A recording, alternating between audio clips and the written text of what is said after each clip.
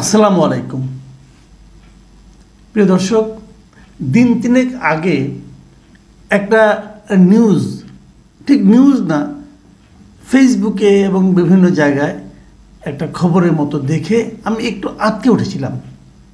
সেটা শিরোনাম ছিল যে কোটায় চাকুরি পেলেন উপদেষ্টা নাহিদের বোন ফাতেমা তাসনিম, এবং এটা একটা অনলাইন পোর্টালে প্রকাশিত হয়েছিল।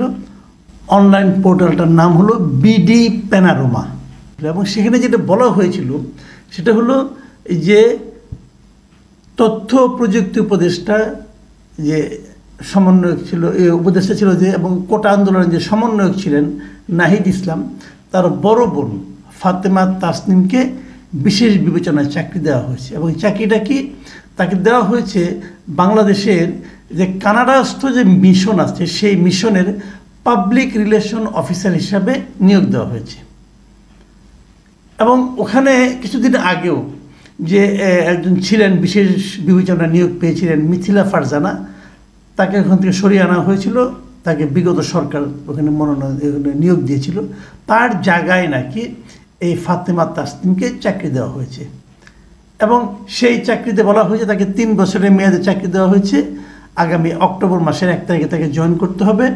এবং সেখানে এটাও বলা হয়েছে যে সেখানে সে তার স্বামীকে নিয়ে যেতে পারবে, তাকে প্রতি মাসে $6,000 কানাডিয়ান বেতন দেওয়া হবে, তারপরে মিশনের ভাড়া করা বাসায় থাকতে পারবে, ড্রাইভার সহ গাড়ি থাকবে, এটসেট্রা এটসেট্রা, এগুলো সহ সে সেখানে থাকতে পারবে। এবং তাসনিম ফাতেমার যোগ্যতা হিসেবে বলা হয়েছে সে জগন্নাথ বিশ্ববিদ্যালয় থেকে ইংলিশে অনার্স ও মাস্টার্স করেছে, এবং মগবাজারের একটি কোচিং সেন্টারে তিনি পড়াতেন।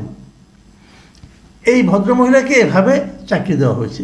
এই নিউজটা পড়লে, যে কেউ পড়লে মাথার মধ্যে কিন্তু একটা জিনিস খেলবে, সেটা হলো যে আগের সরকার বিশেষ বিবেচনায় তাদের প্রয়োজনে তাদের পরিচিত ক্লোজ আত্মীয় স্বজন অথবা আপনার অনেকটা স্বজন প্রীতির মতো করে অনেককে কিন্তু বিভিন্ন জায়গায় চাকরি দিয়েছে।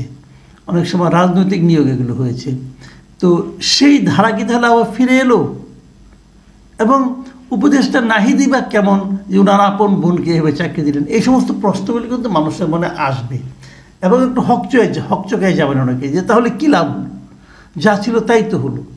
তো এই চিন্তাগুলো মানুষের মনে, অনেকে কিন্তু এটা চেক করবেন না, কেন এটা ঘটলো, কী ঘটলো না ঘটলো। আমি ওটা দেখার পর না আমি একটু হতাশ হয়েছিলাম, এবং আমি একটু অবাকই হলাম যে এতটা ছেলে মানুষের কাজ কেরা করবে, এটা কি করা সম্ভব? তো আমি বুঝতে পারছিলাম না, আমি অপেক্ষা করছিলাম। কিন্তু আমি এর মধ্যে দেখলাম যে সামাজিক মাধ্যমে এটা অনেকেই শেয়ার করেছে, কিন্তু ফেসবুকে শেয়ার করেছে, এবং শেয়ারের নিচে আবার অনেকে নানা ধরনের নেগেটিভ মন্তব্যও করছে। তো এগুলি তো খুবই হতাশাব্যঞ্জক। কিন্তু তারপরে আজকে 11 তারিখে এই নিউজের একটা ব্যাখ্যা আমি পেলাম দৈনিক প্রথম আলোতে, এবং প্রথম আলোর নিউজটা পড়লে আপনাদের ভুলটা সবার ভেঙে যাবে।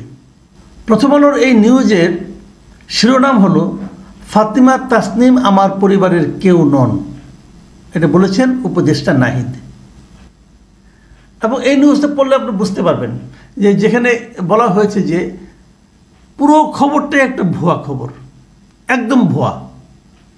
এবং এটা যে ভুয়া তা প্রমাণ পাওয়া গেছে যে আমাদের এখানে কিন্তু এখন আমি আপনাদেরকে বলে রাখি যে ফ্যাক্ট চেকিং একটা প্রতিষ্ঠান আছে, তার নাম হলো রিউমার স্ক্যানার। আপনারা গুগলে যে সার্চ দিলে পেয়ে যাবেন, রিউমার স্ক্যানার লিখে সার্চ দিবেন, পেয়ে যাবেন। সেই রিউমার স্ক্যানারে যত সমস্ত খবর থাকে, এরকম উল্টাপাল্টা খবর থাকে, সেই সমস্ত খবরগুলো তারা চেক করে দেখে, এবং কোন খবরটা ভুয়া কোনটা সঠিক তারা সেখানে চেক করে তারা সেটা জানিয়ে দেয়। এবং এই রিউমার স্ক্যানারে এই খবরটা তারা চেক করেছে, এবং তারা চেক করে বলেছে এটা একটা ভুয়া খবর। কেবল তাই না, এই ব্যাপারে মঙ্গলবার দিন 10 তারিখ রাতে এই নাহিদ ইসলামকে প্রথম আলোর পক্ষ থেকে জিজ্ঞাসা করা হয়েছিল, এবং সেখানে নাহিদ ইসলাম কী কথা বলেছেন, তিনি বলেছেন যে ফাতেমা তাসনিম নামের এই নারী আমার পরিবারের কেউ নন, তিনি কোথায় নিয়োগ পেয়েছেন তা আমি জানি না, তার সঙ্গে আমার কোনো যোগাযোগও নেই, তিনি মূলত গণ অধিকার পরিষদের নেত্রী। উনি বলতে চাচ্ছেন যে ফাতেমা তাসনিম নামে একজন ক্যারেক্টার আছেন, উনি ওই যে নূর আছে, নুরুল হক নূর, ওনাদের যে গণ অধিকার পরিষদ আছে তার একজন নেত্রী। তার সঙ্গে নাহিদ ইসলামের কোনো যোগাযোগ নেই এবং উনি ওনার পরিবারেরও কেউ নন। ক্লিয়ার জিনিসটা। এবং রিউমার স্ক্যানার যারা আছে ওনারাও কিন্তু এই ফাতেমার সঙ্গে যোগাযোগ করছে। তার মানে ফাতেমা তাসনিম নামে একটা ক্যারেক্টার আছেন, উনি নুরুল হক নূরের পার্টি করেন, ওনার সঙ্গে যোগাযোগ করা হয়েছিল। এবং ফাতেমা তখন বলছেন রিউমার স্ক্যানারকে যে এটা পুরোটাই একটা ভুয়া নিউজ, এর সঙ্গে বাস্তবে কোনো সত্যতা নেই। তাছাড়া আমি এই ইউনিভার্সিটি মানে জগন্নাথ কথা বলা হচ্ছে, এই ইউনিভার্সিটি থেকে পড়াশোনাও করিনি, সব কিছু অসত্য ও মিথ্যা। মানে ফাতেমা তাসনিমও বলছে যে আমি জগন্নাথ ইউনিভার্সিটিতে পড়েই নেই, তাহলে আমি ওখান থেকে কীভাবে ইংরেজিতে অনার্স করলাম। উনি বলতেছে আমার কোনো চাকরিও হয় নাই, তাহলে কীভাবে হলো? এখন ফাতেমা তাসনিম নামে এরকম কোনো চরিত্রে কানাডার এমবেসিতে আসলেও চাকরি হয় নাই, এই ধরনের কোনো সরকারি প্রজ্ঞাপনও কোথাও নাই, তাহলে ওরা নিউজটা কীভাবে করলো? এবং রিউমার স্ক্যানার তারপরে বলেছে যে এই যে বিডি প্যানোরামা নামে যে প্রতিষ্ঠানটি আছে, এটা সাইটটি, এটা একটা ভুইফোর সাইট। এই পুরো সাইটে মাত্র 4টা নিউজ আছে, তার মধ্যে একটা হলো এই ফাতেমা তাসনিমকে নিয়ে লেখা, আরগুলি কোনো নিউজ, তার এখানে কোনো নিউজই নাই। এবং তারা আরও এই ওয়েবসাইট সম্পর্কে আরও খোঁজখবর নিয়েছে, তারা খোঁজখবর নিয়ে জেনেছে যে এটার যে সাইটের যে বর্তমান সংস্করণটা, সেটা ডোমেইন 2023 সালের অগাস্টে রেজিস্ট্রেশন করা হয়। গত 12 জুলাই সর্বশেষ আপডেট হওয়ার ডোমেইনটির মেয়াদ 2025 সালের অগাস্ট পর্যন্ত রয়েছে। তবে সাইটটির অস্তিত্ব পাওয়া যায় 2015 সাল থেকে। সেই সময় থেকে নিয়মিত এই সাইটে মন গড়া সংবাদ প্রকাশ করা হচ্ছে এবং সেগুলো পরে আবার সরিয়েও নেওয়া হয়। এবং সে বছরই একই নামে একটা ফেসবুক পেজও তারা খুলে, এবং এই পেজটি, ফেসবুক পেজটি বর্তমানে বাংলাদেশ থেকে 2 জন এবং যুক্তরাজ্য থেকে 2 জন পরিচালনা করছেন। এই হলো এই সাইটের ক্যারিকেচার। এবং এখানে যখন কোনো নিউজ হয় সেটা বিভিন্ন জায়গায় শেয়ার হয়ে যায়। শেয়ার কারা করে? হয়তো তাদের কিছু পেইড লোক আছে তারা করে, অথবা আমার আপনার মতো কিছু লোক আছেন যা নাকি না বুঝে এগুলিকে শেয়ার করেন। ভাবলেন বাহ একটা খবর পাওয়া গেছে, দেই শেয়ার করে। এবং যখন আপনি শেয়ার করে দেন তখন কি হয়, আপনার তো একটা সমাজে ভাবমূর্তি আছে, সেই ভাবমূর্তিকে যারা পছন্দ করেন তারা মনে করেন তাই তো একটা সঠিক খবর, সেও আবার শেয়ার করে, আবার সে হয়তো কমেন্ট করে। এইগুলো এইভাবেই কিন্তু একটা মিথ্যা খবর, একটা মিথ্যা তথ্য, একটা মিথ্যা একটা মানে বানানো ভুয়া বিষয়, সেটা কিন্তু সমাজে ছড়িয়ে পড়ে এবং তার নেগেটিভ ইম্প্যাক্টটা কোথায় যেয়ে দাঁড়ায়। একজন ভালো মানুষ অথবা একজন গুরুত্বপূর্ণ মানুষ, তার সম্পর্কে যখন এই ধরনের নেগেটিভ কথা মানে প্রচারিত হতে থাকে, তখন সেই মানুষটার নিয়েও কিন্তু সন্দেহ হয়। এই যে আজকে আমি এই জিনিসটা পড়লাম, অথবা প্রথম আলো যে রিপোর্টটা, অথবা রিউমার স্ক্যানারের যে রিপোর্টটা, এটা হয়তো অনেকে দেখবেন না। যারা আগের নিউজটা দেখেছেন তারা যদি এই নিউজটাও না দেখেন তাহলে কি হবে? তারা কিন্তু ওই মিথ্যা এবং ভুল ধারণা নিয়েই সমাজে টিকে থাকবেন। এবং হয়তো আজকে থেকে 1 বছর 2 বছর পর যখন আলোচনা হবে তখন বলবেন কি ওই সব দেখা আছে, নাহিদ ইসলামও তো তার বোনকে চাকরি দিয়েছিল। লোকে কিন্তু এভাবে বলবেন। কাজে আমাদের উচিত কি হবে, যখন কোনো খবর আপনাকে একটু হলেও বিস্মিত করে, অথবা যখন কোনো খবর এমন থাকে যেটা নাকি মানুষের কাছে শেয়ার করতে গেলে মানুষ অবাক হয় এবং মানুষের মধ্যে একটা প্রতিক্রিয়া হয়, সেই খবরটার সত্যতা যাচাই না করে ওটা অন্য কারোর সঙ্গে শেয়ার করা আমার মনে হয় ঠিক না।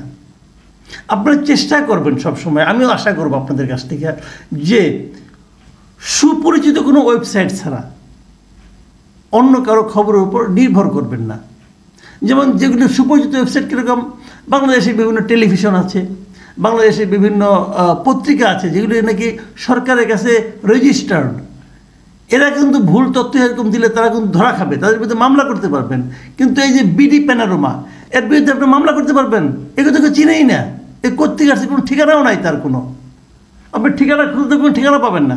তো যেটা ঠিকানা নেই, যাকে কেউ চেনে না, সেরকম খবরকে গ্রহণ করবেন না এবং অন্যজনের সঙ্গে শেয়ারও করবেন না। এইভাবে মুখে শেয়ার করেও কিন্তু অনেক বড় একটা ক্ষতির কারণ কিন্তু অনেক সময় হয়ে যায়। কেবল তাই না, আমি আরেকটা কথা বলে শেষ করি।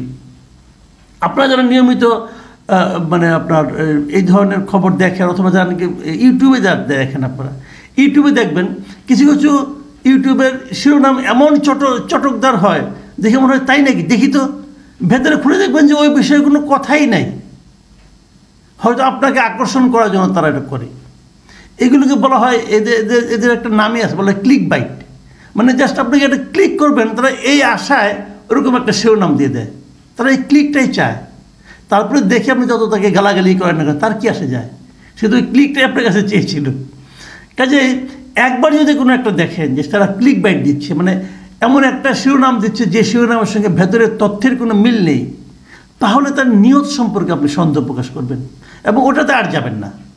তাহলে আপনারও সময় বাঁচবে, আপনিও বিভ্রান্ত হবেন না এবং অন্যকেও বিভ্রান্ত করার হাত থেকে, দায় থেকে নিজেকে মুক্ত রাখতে পারবেন। প্রিয় দর্শক, একটা কথা মনে রাখবেন, প্রত্যেকটা মানুষই কিন্তু এক একটা করে তথ্য নিচ্ছে এবং সেটাই তার মধ্যে কিন্তু কাজ করে এবং এই সম্মিলিত কাজটাই কিন্তু একটা জনমত গড়ে তোলে। কাজেই জনমত গড়ার ক্ষেত্রেও আপনার সচেতনতা খুব গুরুত্বপূর্ণ।